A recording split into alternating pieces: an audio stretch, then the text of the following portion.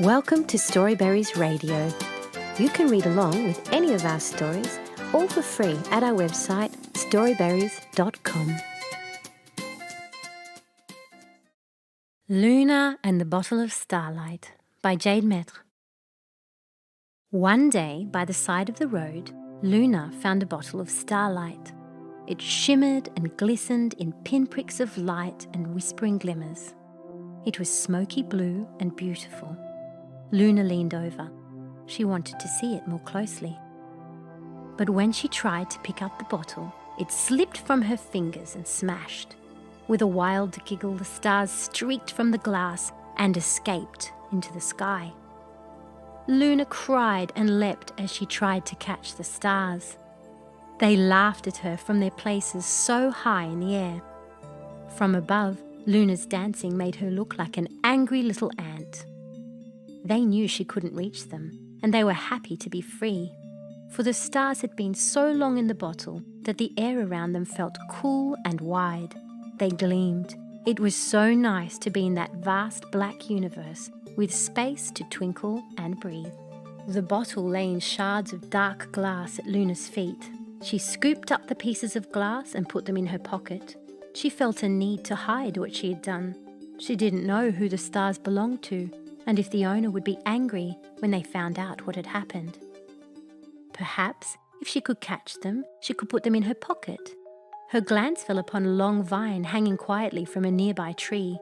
Being a thrifty elf, she found it no trouble to fashion a lasso and throw it high into the air. But the lasso was lazy and limp. It plummeted to the ground in a matter of moments. Next, her eyes wandered to a baobab tree. Perhaps if she leapt and caught them in her fingers, she thought. But climbing high into the limbs of the tree, she realized that she was no more airy than the vine had been. Lacking wings, she thumped into the earth like a soggy sack. The stars twittered and the passing birds sniggered mirthfully. The ladybirds rumbled sly little laugh. It felt that nobody would help Luna return the stars, and all were having a good joke at her expense. Luna sat on a stump and began to cry. At just that moment, a tiny rabbit poked its head from the bushes and sniffed the air. It had heard Luna's sobbing and wanted to know what was the matter. "Why are you crying?" the rabbit asked the elf. "I found a bottle and accidentally dropped it. All the stars escaped," said Luna tearfully. "Ah, but that's no reason to cry," said the rabbit. "What good does crying do? Perhaps if I cry enough, I will make a lake and float high enough to catch them," Luna sniffed. The little rabbit leaned back against a leaf. "Seems to me that there are just too many," he said. "Even if you could reach them, there's just some things you can't do. You can't collect all the grains of sand on a beach. You can't drink all the water in the sea. You will not be able to capture all those stars and put them back," he said. "Well, what am I to do?" said Luna plaintively.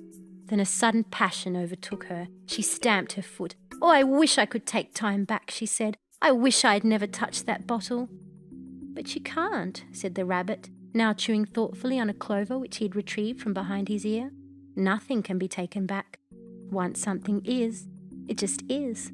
Like the wind and the sunrise, like love and loss. It just is. You can't help it. You've just got to find a new way." With her hands in her pockets, Luna could feel the sharp shards of glass pressing into her fingers. "Well, what am I to do with this bottle?" she asked at last. "It's all broken. It won't work anymore." But the clever rabbit just twitched its nose, nodded goodbye, and disappeared into the bushes. Luna was alone. Only those mocking stars glittered above her. Occasionally, in an impulsive fever of boastfulness, they leapt to the earth in a bright streak, where they plummeted earthwards, falling into cracks in rocks, lakes, sand, and furs. But that is another story. In the present, Luna sat on the mossy ground and took the shards from her pocket. She laid them in the shape of a bottle, but they would no longer take the shape they had once had. So she began to play with them. Soon she found they could make a skyscraper, a window, a puddle. When she fashioned them into the shape of a mirror, something magical happened. A high, pure note sounded from the glass. Then, from the bushes all around, a small army of snails emerged, their shells shining, and they weaved and slid all over the surface. Their slime was an enchanted kind that glued the pieces together. The bottle was a bottle, but now it was also a mirror. A magical mirror, shining and perfect, with only small cracks to show that it had once been a bottle that held the stars. And when Luna picked it up to look at it, something marvelous happened. She suddenly saw all the stars reflected in it, but close enough that she could touch them. The mirror let her touch the stars. The stars giggled and spun, the heavens revolved. It happened high above, and it happened in the magical mirror held in Luna's hands. Something had broken, but something beautiful had happened. The stars were free, and the light was everywhere, and Luna held the reflection of the entire universe within her hands. The end. Thank you for reading with Storyberries.com. Free stories for kids.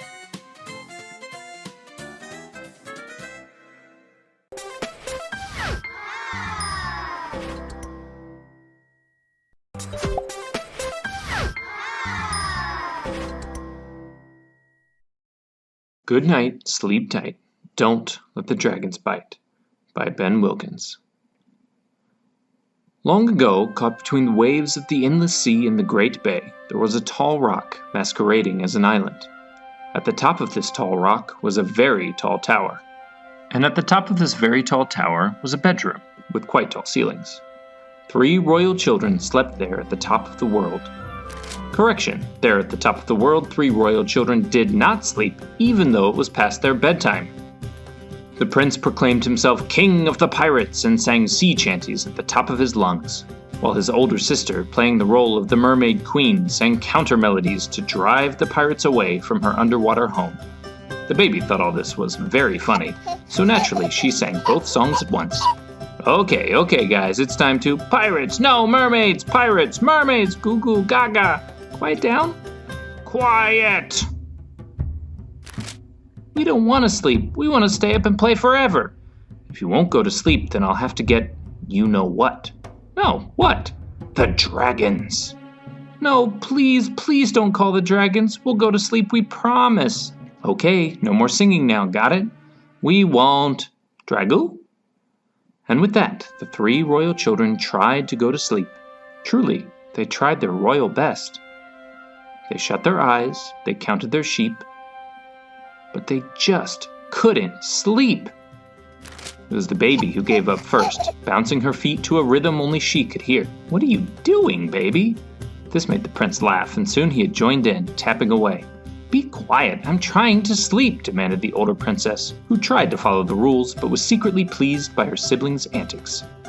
It didn't take long after that, I can tell you, for things to get out of hand. There was talking, singing, shouting, jumping on beds, jumping off beds, bouncing off walls, crying, crashing, thrashing, laughing, playing. If anything, it was even louder than before. But I know what you were thinking. What about the dragons? Weren't they afraid that their father and king would call the dragons if they did not go to sleep? Perhaps the children had simply forgotten the dragons, as they had forgotten their promise. But probably they just didn't believe that their sometimes grumpy, but overall quite nice and lovable King Dad would ever be so cruel as to turn dragons on them, so why worry? Quiet! Do you want me to call the dragons? You are supposed to be asleep. It's almost my bedtime and I'm the king. The king seemed serious, and so the children, for the moment, were worried. No, please don't get the dragons. We promise we'll be good. Okay then, go to sleep.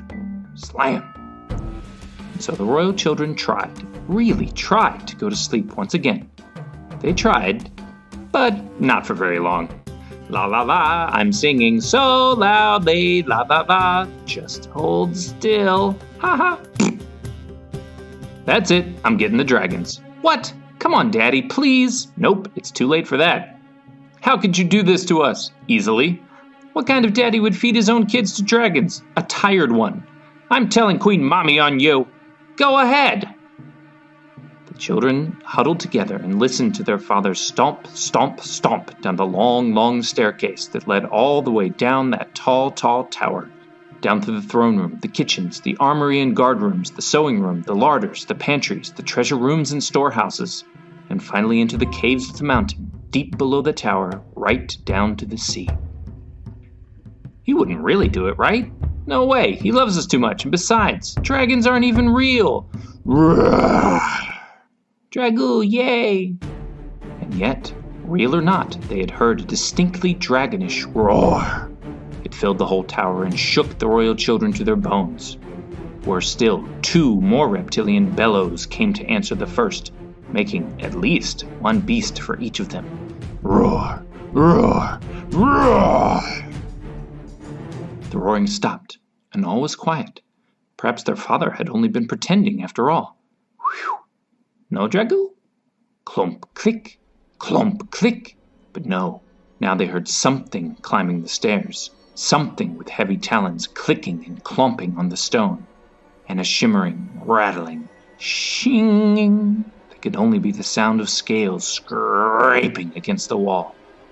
Then came the sound of heavy breathing, only was less like breathing and more like the rumble, rumble of faraway thunder or the whoosh, crackle of a bonfire. The sounds got louder and louder and louder as the dragons came up the stairs, closer and closer and closer. Clump, click, shing, scrape, rumble, rumble, whoosh, crack, until they were right outside the door. The oldest princess grabbed her baby sister, and all 3 children rushed to hide under the covers.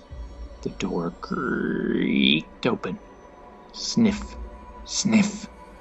Yes, friends, the dragons were quite real after all, and they were sniff, sniff, sniffing at the edges of the bed. Clomp, click, shing, scrape, rumble, rumble, whoosh, crack, sniff, sniff, slurp. Dragoo, ha ha ha. Slurp. As it turned out, their father, tired and grumpy though he was not the kind of father to send dragons to devour his children. But he was exactly the kind of father, tired and grumpy though he was, to send dragons to cuddle with his children.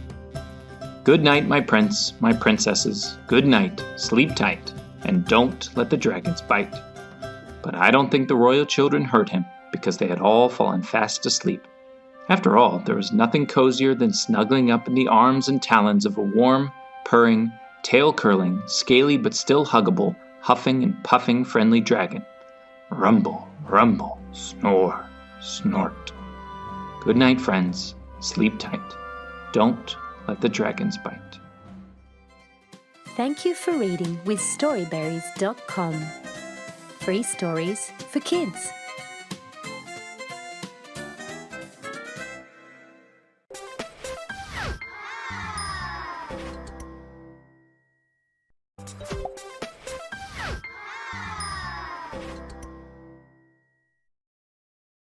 All the Colors of the Rainbow by Marlet Schifferohr at Harvard College Children's Stories. Jada was Princess of the Mountains. She loved singing, climbing trees, and best of all, chasing rainbows. In fact, Jada loved all the colors in the rainbow. Each one was special in its own unique way. As her mother always sang to her, red, orange, and yellow, green, blue, and purple too, on their own so very mellow, together a beautiful crew. On her 12th birthday, her mum sent her to visit her grandmother Liz. Granny Liz was very old, very wise, and lived alone on the very highest peak on the entire mountain. It took a whole day to get to Granny Liz's house, but Jada was determined. Jada climbed and climbed and climbed, until finally she saw a small hut. She went inside, where her grandmother was waiting for her. Jada, Granny Liz said, "Take a seat, my child. Do you know why you're here?" Jada shook her head. It's a mountain tradition for the princess's grandmother to knit her a garment of clothing on her 12th birthday, in her favourite colour. My mother did it for your mother, and one day your mother will do it for your daughter, and so on and so forth. Do you understand? Jada nodded. She had grown up hearing stories about this tradition from her mother and knew this day would someday come. Grandma Liz pointed outside of the window, gesturing to the beautiful green trees surrounding their village. Come spring, all the flowers on our mountain will bloom the chosen colour. Each colour has a special meaning and will determine our village's fortune for years to come. It is supremely important. Jada's eyes widened. I have decided to knit you a skirt this year, Grandma Liz continued. What colour skirt would you like to have, child? Think carefully, for this colour will seal our village's fate until the next one is picked. Jada gulped. She knew this decision was important, but there was one small problem. Jada took a deep breath, looked deep inside of herself, and mustered up the courage to ask resolutely, Grandma Liz, how could I possibly pick just one? I love all the colours in the rainbow. Red is fiery and confident, like the perpetual flames of the sun in the sky.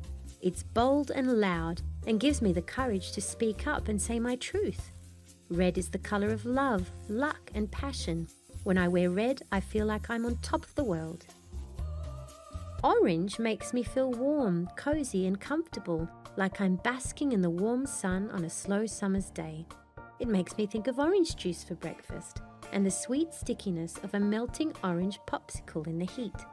When I wear orange, I feel like I'm right at home. Yellow is pure, unfiltered, unbridled fun. Yellow makes me think of running through a beautiful field of sunflowers, shouting with joy at the top of my lungs. Yellow makes me want to be a kid forever and ever. When I wear yellow, I feel like I'm the happiest girl in the world. Green reminds me to pause, take a step to breathe and smell the flowers. It makes me more thoughtful and mindful of my surroundings. The earth, nature, everything around us that sustains the beautiful life in this world is green. When I wear green, I become a better person.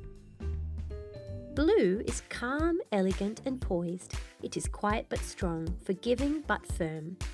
Blue is the colour of powerful ocean waves, as well as the serene blue sky that surrounds us every day of our lives. Blue is the colour of life-giving, thirst-quenching water. When I wear blue, I feel in control. Purple gives me wisdom. It is the colour of royalty and nobility of old, embodying the luxurious, ambitious and wealthy. It is a dignified colour, weaved into rich robes, draped over the ancients and imbued in sweet wine and grapes they dined on. When I wear purple, I feel like a true princess. And that is why, Jada finished, I can't possibly choose a favourite colour, Grandma Liz. Grandma Liz sat and thought. Jada, I wish I could help you, she said finally. But tradition is tradition. You can't possibly expect me to throw away 400 years of mountain culture. I'm sorry, Jada. Come back here next week to tell me your favourite colour, or I will be forced to make the choice for you. Jada's eyes welled up with tears as she fled Grandma Liz's hut. This wasn't fair. She knew her grandmother meant well, but how could she be so mean? Grandmother Liz sighed and looked outside over the mountain village as the rain cleared. I'm doing the right thing, aren't I? She muttered, wringing her hands worriedly. All of a sudden, Grandma Liz's eyes widened as she saw it. A rainbow! Grandma Liz gasped. I've been a fool, she cried. This changes everything. 1 week later, Jada returned to the foot of the highest peak on the mountain. She began her journey solemnly, and as she climbed and climbed and climbed, she thought and thought and thought very carefully. By the time she reached the top, Jada knew what she had to do, but she didn't like it one bit. Grandma Liz, Jada shouted, I've chosen my colour. She opened the door to her grandmother's hut. Come in, child, Grandma Liz's voice said. Grandma Liz, I've chosen... Jada suddenly stopped short. She couldn't believe what she was seeing. Jada, the mountains have spoken to me, Grandma Liz announced. Behold, your skirt, she cried, revealing the most beautiful garment Jada had ever seen. It was gorgeously hand-sewn and adorned with all the colours of the rainbow. It was better than anything Jada could have ever imagined. It was perfect. Thank you, Grandma Liz, Jada sobbed, her eyes filling with tears. She ran to her grandmother and hugged her tightly. This was a moment Jada would never forget. 3 months later, sure enough, when spring finally came, all the flowers on the mountain bloomed with every colour of the rainbow. The end. Thank you for reading with Storyberries.com. Free stories for kids.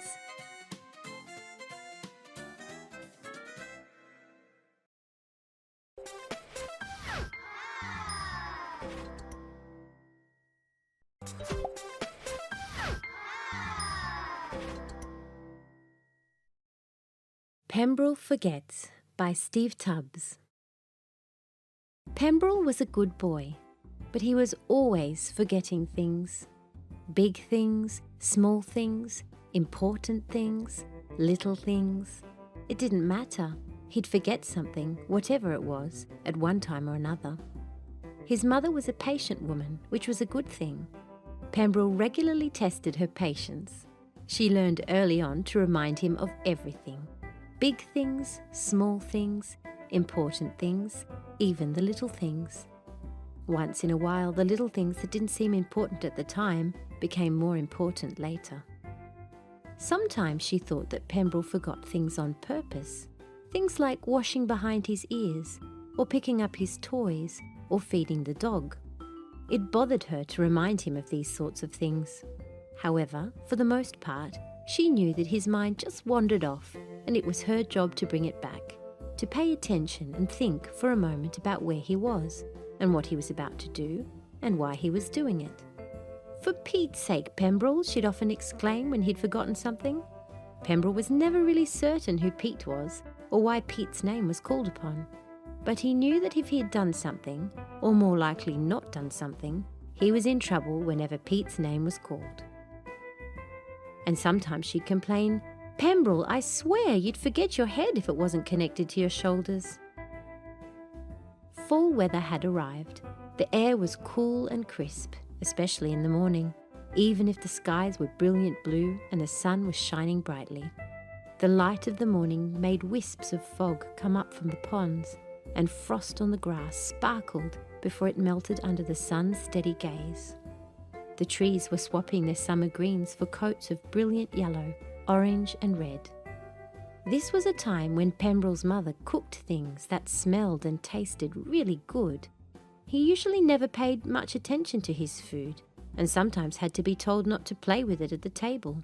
But it seemed like he was just hungrier in the fall or something, and he liked how the windows steamed up and how the kitchen smells filled up the whole house when his mother was cooking up something good at that time of year.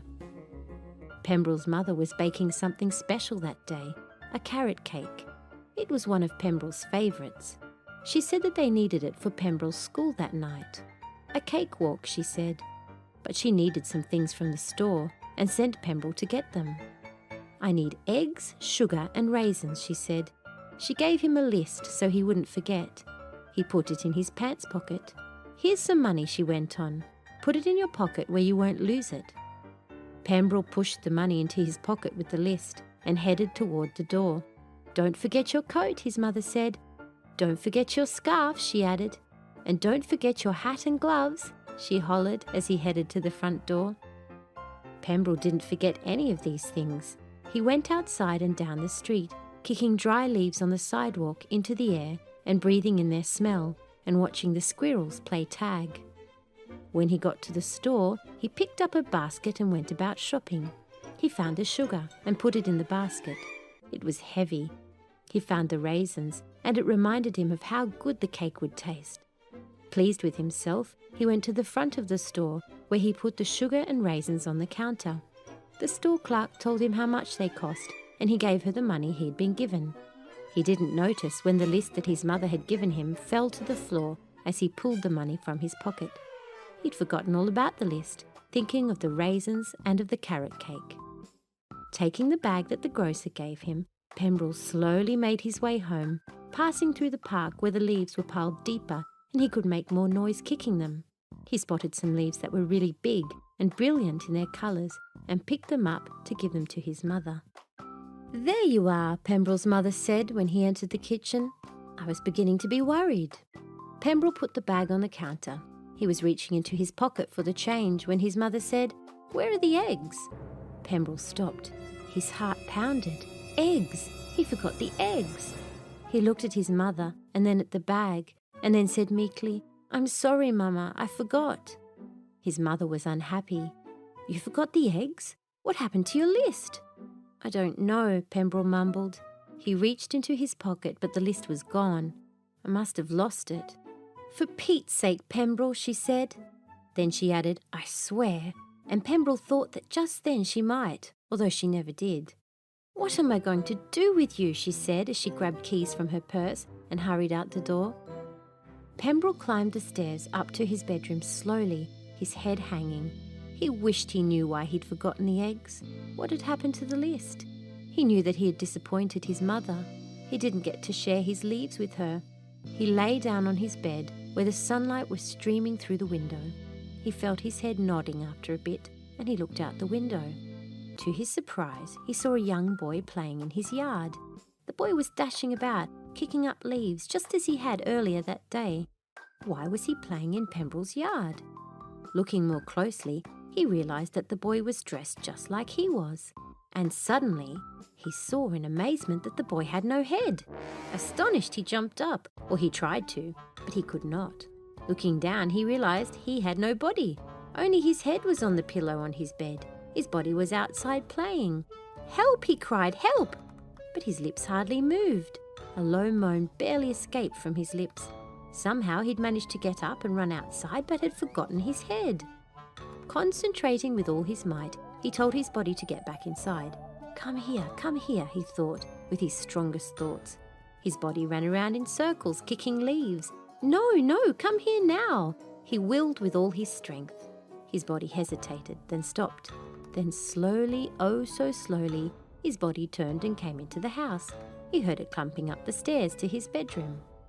When his body came to bed, he looked at where his head was supposed to be connected, but he got dizzy, and for a moment he couldn't see anything. Then, as if by magic, there he was, sitting up in bed, completely connected. He heard the car door slam, and then the house door, and he ran downstairs. He was just going to share his excitement of what had just happened when he saw the stern look on his mother's face. She was still upset. He forgot all about his story and hung his head again. "I'm sorry, Mama," he said again. "I don't know what happened. I just forgot. I was kicking the leaves and watching the squirrels and..." Just then he remembered the colourful leaves that he had gathered and ran over to them. Picking them up, he handed them to her. "Here, Mama," he continued. "I found these and bought them for you." Pembrel watched as warmth and a smile spread on her face. "Oh, Pembrel," she said with a sigh, "they're beautiful." She gazed at them for a moment and then said, "Come here." He went to her and she gave him a big hug. "I swear, Pembrel, what am I going to do with you? Thank you." She paused. "They're beautiful," she said again. "Come on, help me bake this cake. I'll let you lick the beaters when we're done." And Pembrel did, telling her all about his head and his body, which made her laugh and laugh as the kitchen smells began to fill up the house, just as it always did. The end. Thank you for reading with Storyberries.com. Free stories for kids.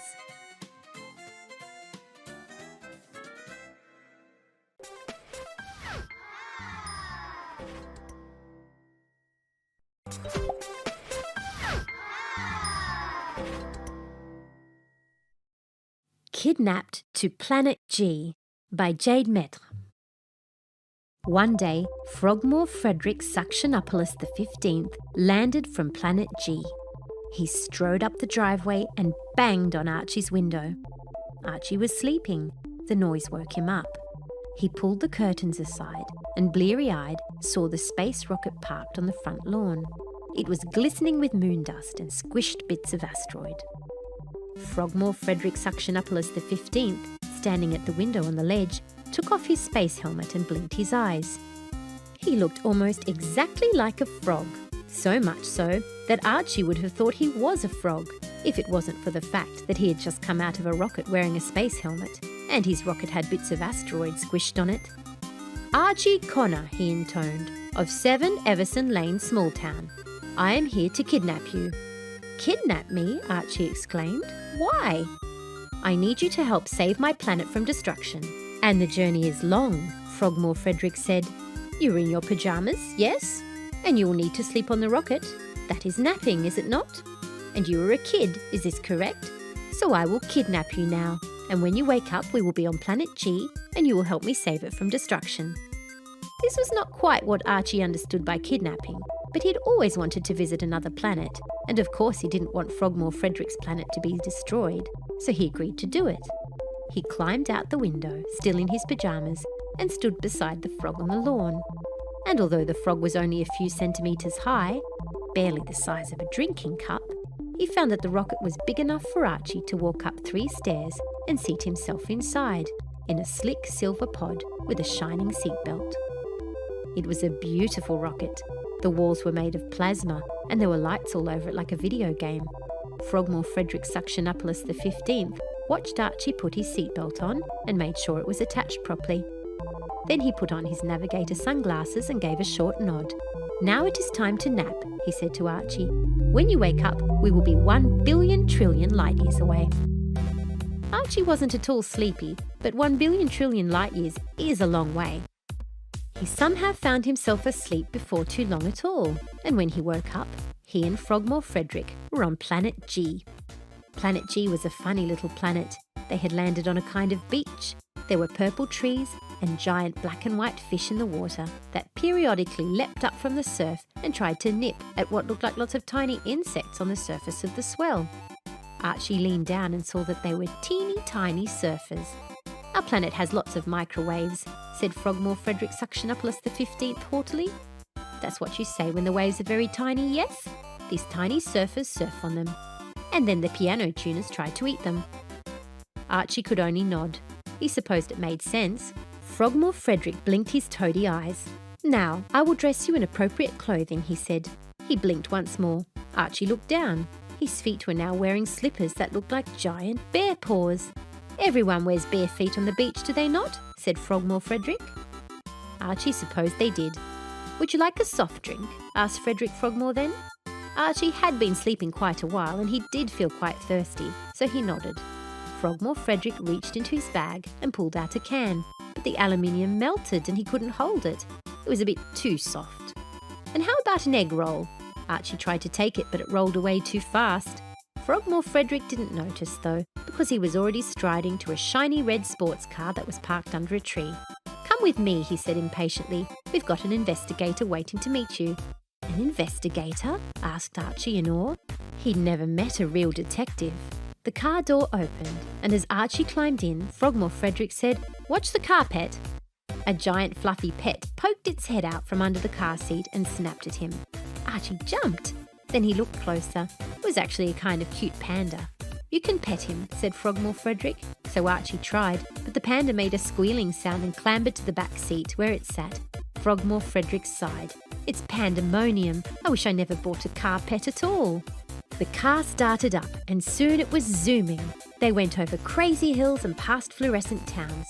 Frogmore Frederick pointed out the car parks where racing cars and pickup trucks sprouted like flowers and the ponds were made of oil. Giant round creatures flew between the cars. "Baseball bats," said Frogmore Frederick. "And I'd love to show you a rock band while you're here, but we really won't have time." They zoomed past a pile of rocks and some musical instruments, but it really didn't seem too exciting to Archie. At last they reached their destination. A crocodile wearing a trench coat strolled out holding a clipboard. He was just about to shake hands with Archie when Frogmore Frederick suddenly yelled out, "Duck!" Everyone ducked, but it was just a yellow duck approaching, wearing a scientist's lab coat. "Ah, Quackerjack," said the investigator. "You've come to join us. Here's the human boy I've been telling you about." Quackerjack seemed pleased to meet Archie. He shook his hand. "I'm glad you could come," said the duck. "You see, we've been studying planet Earth for a long time now and trying to be just like you. I think you would agree it's been a great success. Just look at this place. We've got tow trucks, screwdrivers, cool beans, unicorns, sweet potatoes. Absolutely everything has received the seal of approval." "It's very nice," said Archie, "but why do you need me? It all seems to be working very well." The investigator, Quackerjack, and Frogmore Frederick suddenly all looked suspicious. "It does look nice," said Quackerjack. "We've been working hard to make it just like planet Earth. But for our next creation, we're concerned. We heard that on your planet, the essential thing for human happiness was to instigate some random acts of kindness." "Ah," said Archie. But before he could say anything, the investigator said hurriedly, "We've made the axe. It's a very good axe. It is very shiny and very bright. It's the best axe you've ever seen. But we don't see how a random axe could help anyone." Frogmore Frederick added worriedly, "It is an axe, so it is sharp, and it's for cutting things, yes? But what will the people be cutting with this random axe? If If we release the random acts of kindness onto our populace, will they destroy one another with it? Archie couldn't help it. He laughed. It's acts, he told them. You have to be kind to one another. It's really a very simple thing. An axe is for cutting, but an act is when you do something. It just means doing a nice thing for someone for no reason. The more that everyone does nice things for other people for no reason, the happier everyone is. It's about positivity. Positivity? The investigator asked. Do you drink it with milk, hot or cold? No, chuckled Archie. Positivity. Just being happy and nice. It's not too hard. You don't have to worry about making things or being like planet Earth. Just be yourselves. Be nice to one another. You don't need the help of anyone for that. The nicer you are to people, the nicer they'll be to you. Frogmore Frederick, the investigator, and Quackerjack nodded happily. We see, they cried. It's so simple, said Frogmore Frederick. You are a superhero, cried Quackerjack. I really have to tell you, said the investigator, as they walked Archie back to the car. I really am your biggest fan. What would you like to do here before you go? There are still 40 minutes till Earth morning, as even though it's billions of light years away, we'll be going backwards in time when you zoom home. In that case, I'd love to fly that, said Archie. He pointed to a crazy-looking aeroplane with a sail jutting out from the side. Ah, plain sailing, said the investigator. By all means.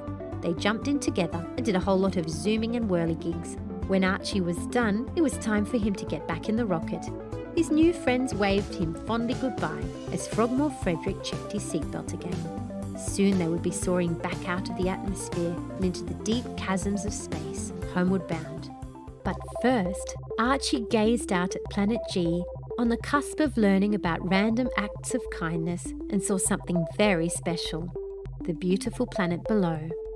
It was like a picture, and he had goosebumps. The end. Thank you for reading with Storyberries.com. Free stories for kids.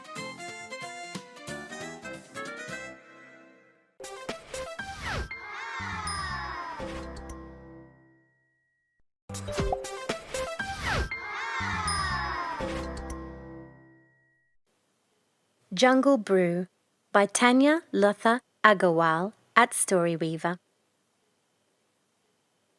In a little hilly hamlet of southern India lived a young girl called Bubuli. She lived in a hut with her mother. Her house was surrounded by the tallest and greenest trees you would ever have seen.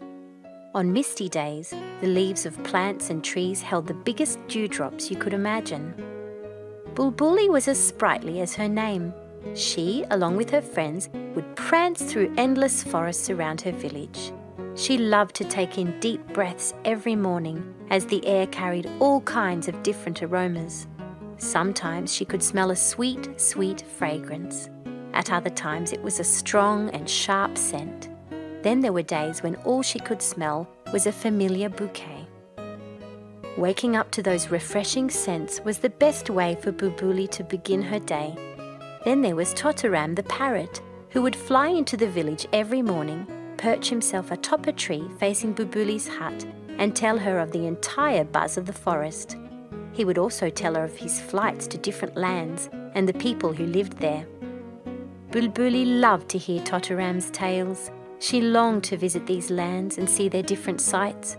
Her heart would race and thump loudly as Totoram would speak, but it would always end with a deep sigh. She had to stop dreaming of faraway lands when she had never even been to Senseless Point. Everybody in the village talked of Senseless Point. A few people from the neighbouring villages had been there, but no one from her own village. From all the talk around, it seemed like a mysterious place, promising an experience of a lifetime. Bulbuli believed that if she ever had the chance to go to Senseless Point, she would return to her hamlet and describe it to everyone. She would tell everyone about this mysterious place. On this particular morning, Bulbuli waited for Totoram's whistle. She fed the hens and collected their eggs. Next, she fed the cows and then milked them. All the while, she paused from time to time to listen to Totoram's call. Tired of waiting, she left for her school. All her students in her school sat under a huge banyan tree. Bulbuli could hardly pay attention to what was being taught. Her eyes searched for Totoram, who had never missed visiting her ever since the time they became friends. Several days passed, and Bulbuli grew more and more concerned about Totoram. She worried that Totoram might be hurt. She had no way of knowing if he was safe. Bulbuli grew more despondent with each day. After school, she would walk through the forests, calling out to Totoram. "Hello, are you here somewhere, Totoram?" she would yell, cupping her mouth with her hands, but there was no response. Then one very early morning, even before the sun had risen, she heard a very noisy and distressed bird call. She leapt out of bed and rushed out to look. It was Totoram. "Bulbuli, wake up! I need to talk to you." Bulbuli stretched out her arm so that Totoram could perch on it. "Where have you been, Totoram? I have been so worried about you. What is the matter? You seem very upset." "There is trouble at Senseless Point. War has broken out in the forest." "Calm down, Totoram, or you will wake the entire village. What kind of trouble are you talking about? And who is at war?" asked a puzzled Bulbuli. "The jungle. Oops, sorry, Bulbuli. I do need to stop screaming. The jungles are at war. Senseless Point is not what it used to be. All the animals are frightened. They do not know what is going to happen next. Bulbuli, we have to think of something," cried Totoram anxiously. "I still do not understand. How can jungles be at war? Why don't you take me to Senseless Point?" said Bulbuli. Totoram grew even more agitated. "Senseless Point is 2 sunrises and 2 dusks away. Your small feet will not be able to carry you there." "My mind is bigger than my feet, Totoram. Don't let the size of my feet fool you. I'm not afraid to do difficult things. Besides, the least I can do is try." "The journey is long and hard, Bulbuli. I'm not sure," mused Totoram. "Well, I cannot think of any other way to help. You must take me to Senseless Point," pleaded Bulbuli. Totoram thought for a long time. Reluctantly, he agreed. "All right then, but we must leave immediately," he said. Just then, Bulbuli realised that she could not leave without telling her mother. Totoram suggested that they stop on the way to get Koyal, his friend, to tell her mother first thing in the morning. "Hurry now, we must not lose any time," Totoram urged. So off they went. Totoram flew just above Bulbuli's head and led the way. Bulbuli walked and walked for several hours. She was not unused to walking through thickets and tall grass, but then she grew hungry and tired. Totoram could see that she needed to eat and drink. "Just a little longer, Bulbuli. There are coconut trees ahead," said Totoram. When they reached the coconut plantations, Totoram let out a shrill whistle. Whee! From nowhere swung a frisky monkey. He was so full of beans that Totoram had to chide him. "Calm down, Bandaroo. I have work for you. Stop prancing around." "All right, Totoram, what is it?" asked Bandaroo. "Pluck a couple of coconuts and toss them below. My friend Bulbuli here is hungry," informed Totoram. Bandaroo obliged. He threw down 3 green coconuts. They split open as they crashed to the ground. Bulbuli hungrily reached out for them and scooped out the creamy kernel. She ate quickly when all the while Bandaroo squealed with delight from the tree above. "Thanks, Bandaroo, that was filling," said Bulbuli. "Call me any time, folks. I'm the best thrower in the jungle," said Bandaroo chirpily. Totoram and Bulbuli carried on with their journey.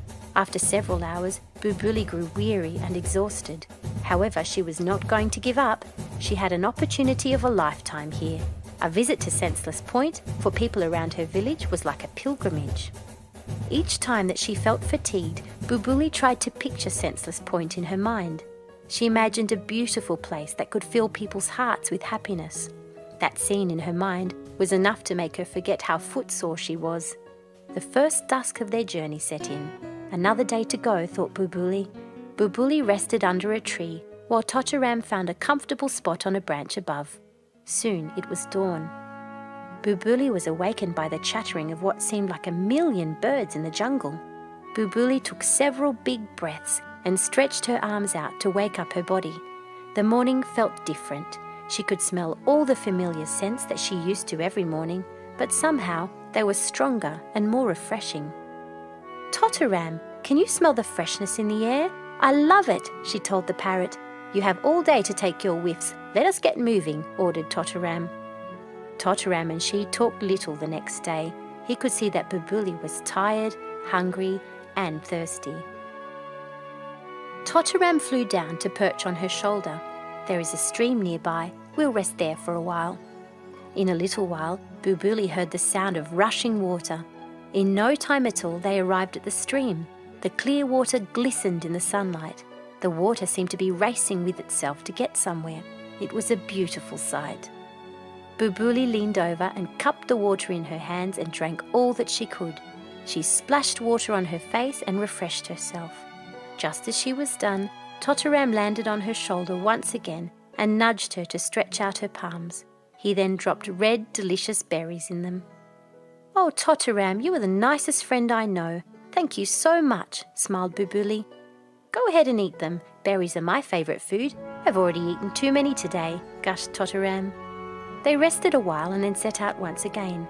Bulbuli walked and walked while Totteram flew just above her, talking to her all the while. After several hours, Bulbuli sat down. "I need to rest, Totteram. I'm really very exhausted." Totteram let out a loud whistle. Within minutes, an elephant strolled up to them. Totteram introduced Hathi to Bulbuli and told him of their journey to Senseless Point. "I believe only a human can help the war in the jungle. Animals are running away from what is paradise for us," said a concerned Hathi. "Will you give Bulbuli a ride, Hathi?" asked Totteram. Her will is strong, but her strength is failing. "Of course. Climb up, little girl, but I can only take you up to the trail. After that, you're on your own. I cannot be away from my group for long," said Hathi. Bulbuli was relieved. Her small legs needed rest, and she was able to get a spectacular view of the jungle from atop Hathi's back. Hathi, like Totteram, had many tales to tell. The day passed easily. At dusk, the trio settled by a cave. Totteram and Hathi gathered dried leaves and straw and made a bed for Bulbuli. As soon as Bulbuli lay down, she dozed off. At the third sunrise, Totteram did not have to wake Bulbuli. She was up at the crack of dawn. Totteram brought her some purple berries this time, which she ate with delight. The young girl, the parrot and the elephant began the last leg of their journey. Bulbuli was becoming more uncertain of what to expect. First, there was the anticipation of Senseless Point. Then there was the uneasiness of the jungles at war. As she was getting closer to her destination, her heart began to fill with thrill and excitement, but with a tinge of apprehension. Shortly, Hathi stopped. He said, "It is my time for me to say goodbye. I must return to my family. All the animals would be grateful to you if you could help end the war of the jungles. We cannot bear to live anywhere else. These jungles have been our home for generations." Bulbuli thanked Hathi for carrying her as far as he did. "I hope the jungles hear me out, Hathi. I promise to do my best." Totteram sat on Bulbuli's shoulder and asked her to slow down. "Look at that trail going downward. That will lead us to Senseless Point," instructed Totteram. At this point, a strange humming sound enveloped the jungle. As they walked further, the noise grew louder and louder. "Where is that noise coming from?" asked Bulbuli, covering her ears. "That is the sound of 3 jungles at war, and it is only going to get louder as we approach Senseless Point," hollered Totteram. Bulbuli could barely believe what was going on. Never before had she encountered such a scene. As she climbed down the trail and looked around, she saw nothing out of the ordinary, but the clamour was ear-splitting. Totteram pecked at her ear to get her attention. With the shrieks of the jungles, Bulbuli could hardly hear Totteram. Within 3 more steps, Bulbuli found herself amidst a clearing. It was as if all the trees of the jungle had suddenly disappeared. There were hillocks stretching as far as her eyes could see. "This is Senseless Point. This is a place where everything grows wild. Humans hardly ever come here," said Totteram. Then he began screaming, "A human being is here! A human being!" But in the deafening din of the jungles, his voice went unheard. Bulbuli could not get herself to remove her hands from her ears. She could not understand what the jungles were saying, but by now it was clear that there were 3 jungles involved. In the distance, just in front of her, she could see green beds. On her right were hundreds and hundreds of shrubs with magenta flowers. On her left, she could see very tall plants. The sight before her was breathtaking, and the aroma was stunning. Bulbuli's face lit up with wonder. She turned towards each jungle several times over to take in the splendour. Almost instantly, the noise of the jungles began to die down, as if the jungles had spotted her. That was when Bulbuli took her first deep breath. She could smell the aroma of tea. Then in the next breath, she was drawn to the fragrance on her right. It was a spicy fragrance, something she was familiar with. Unsure, she breathed in some more and then said to herself, "Ah, elaichi." A gentle breeze pushed her to her left. Her head turned and she smiled when she took in her next breath. It was an attractive and pure smell. Instantly she recognized the plant. Bulbuli joined her hands and bowed with reverence. "You are Tulsi." Bulbuli was overwhelmed by the fragrances. They smelled like 3 octaves of the same musical note, sa, sa, sa. Bulbuli felt joyful. She stretched her arms and twirled around with her eyes closed. The fragrances and the musical notes played in her head over and over again. All her senses were alive. This was a magical moment for her. Never before had she felt so delighted. Just then, the elaichi plant spoke. "Maybe this little girl could punish the tea bushes." "Maybe. Little girl, can you stop the tea bushes from stealing our fragrance?" asked a tulsi plant. Bulbuli was stunned to hear the jungle speak to her. Before she could respond, a tea bush spoke up. "Maybe if these two were not around, humans might be able to appreciate our aroma." "Is that what this war is all about? Worrying about your smells getting stolen?" asked a puzzled Bulbuli. She smiled to herself. "Do you have any idea what you all smell like from where I stand?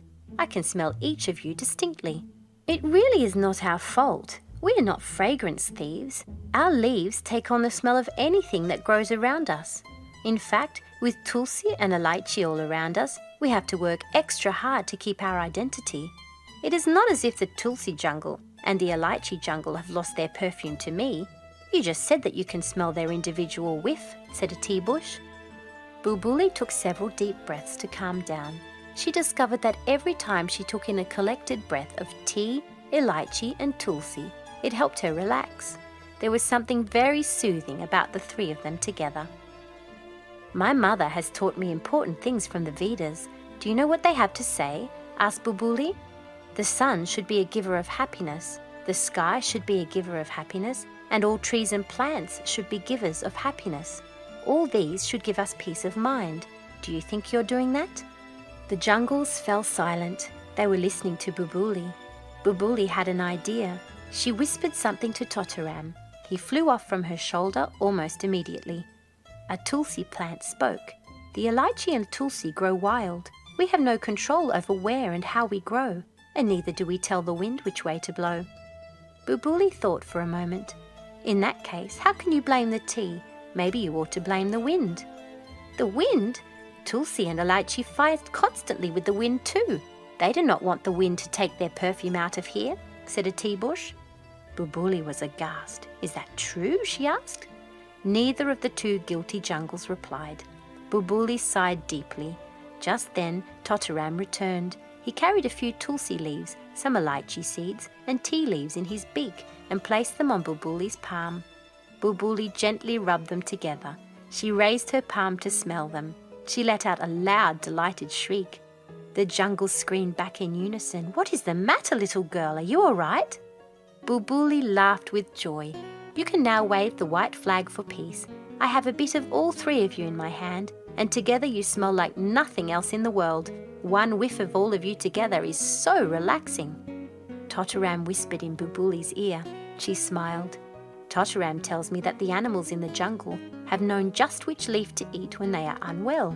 Even the birds have eaten your fruit and leaves together to know how quickly you can make them better again. Did you jungles even know that?" asked Bulbuli.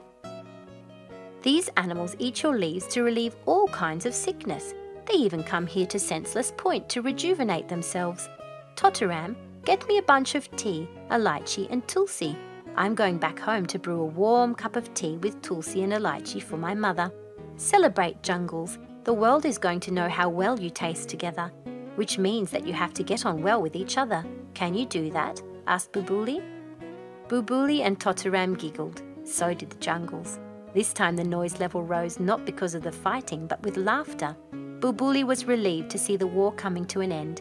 She realised that the jungles had each been able to feel pride in their uniqueness.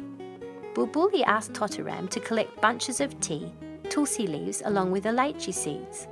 Jungles, I'm now going to return to my village with the most exquisite and refreshing tea, one with tulsi and elaichi, and I promise to return with people from my village to introduce them to Senseless Point, the most refreshing place on earth. That is how tulsi and elaichi flavoured tea was discovered. Have you tried it yet? The end.